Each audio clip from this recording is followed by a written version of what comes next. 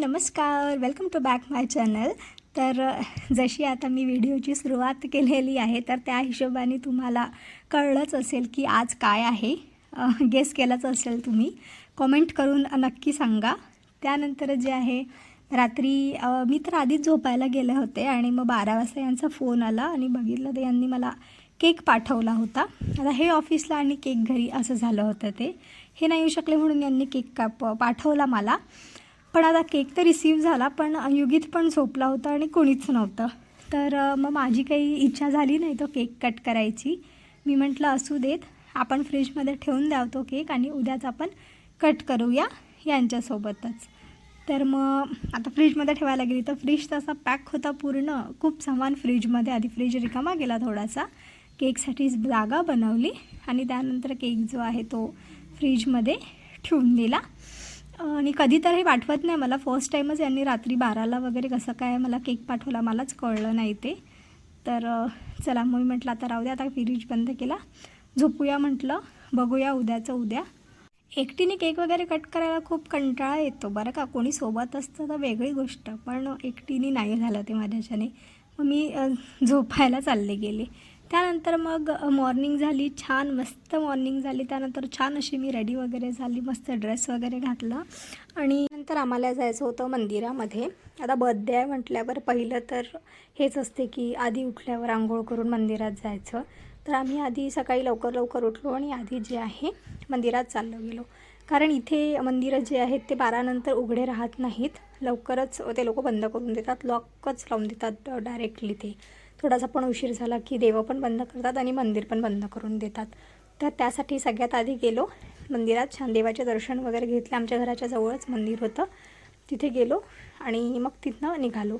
आता आज यांचं म्हणणं होतं की आज तू काहीच करायचं नाही, घरी पण काही करायचं नाही, नाश्ता वगैरे जे आहे ते आपण सगळंच आज बाहेर करूया, तू काहीच करू नको. मी म्हटलं ठीक आहे, मला काय आहे प्रॉब्लेम, माझं तर छानच होतं, आज काही करायचं नाही म्हटल्यावर मला तर खूप आनंद झाला.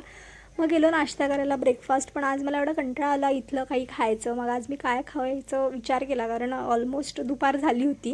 म्हणजे 12:30 तर झालेच असतील, 12-12:30 तर झालेच असतील. मग मला आज काही तो इडली डोसा वगैरे तिथला काहीच खायची इच्छाच नव्हती. मग काय म्हटलं, मग तिथे छान मँगो राईस छान मिळतो, लेमन राईस नाही मँगो राईस मिळतो एक.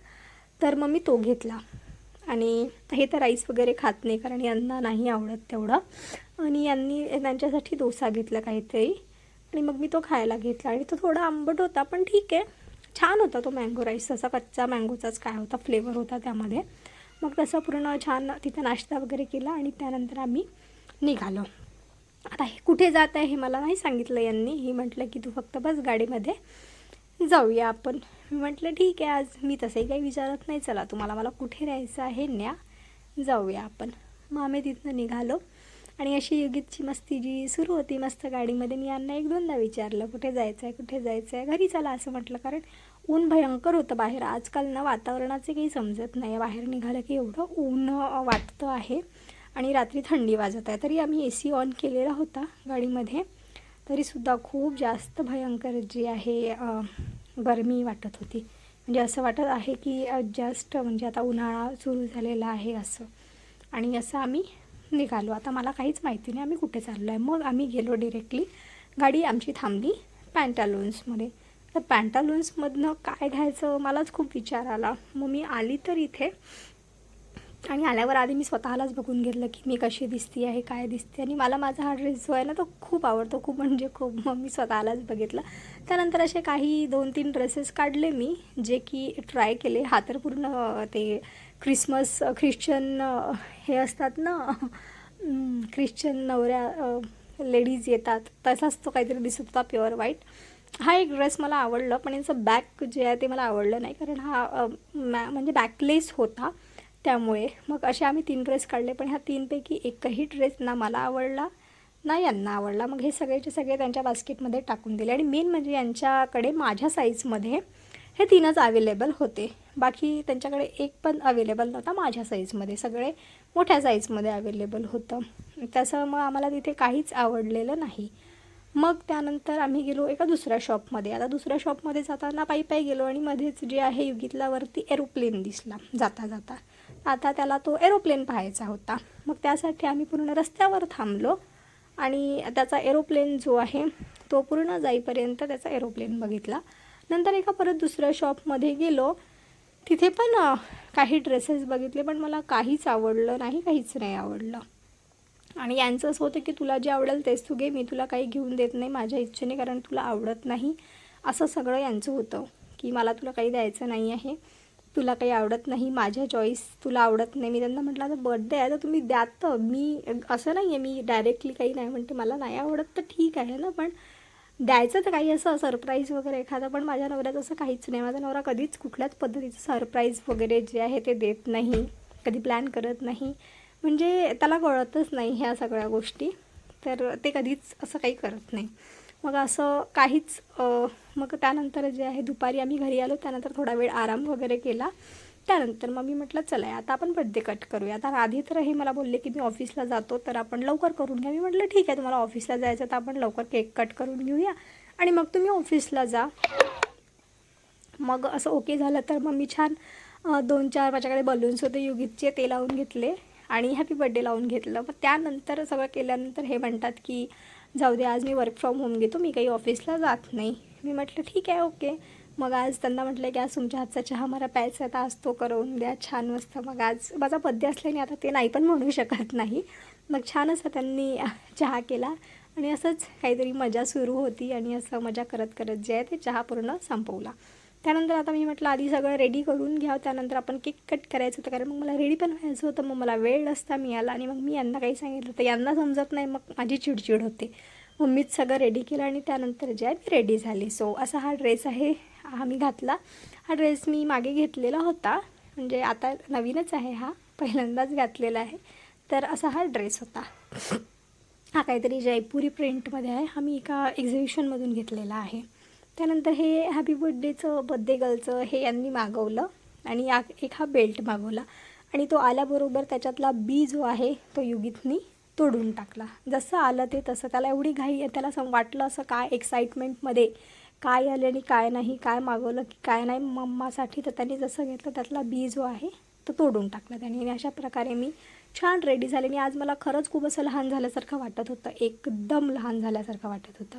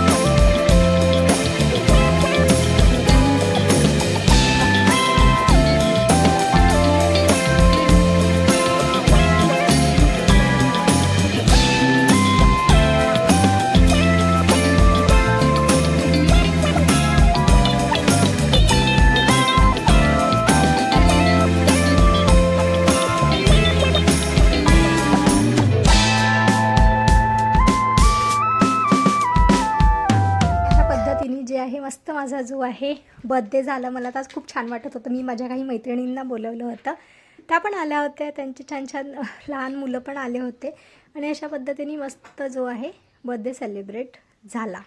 आणि बड्डे वगैरे असलं ना, मला तर खूप आवडतो बा माझा बड्डे. म्हणजे असं वाटतं मला वर्षातून 2-3दा बड्डे असं काही नसतं, पण मला ते केक कट करायला आणि स्वतःला खूप असं छान स्पेशल फील होतं त्या दिवशी.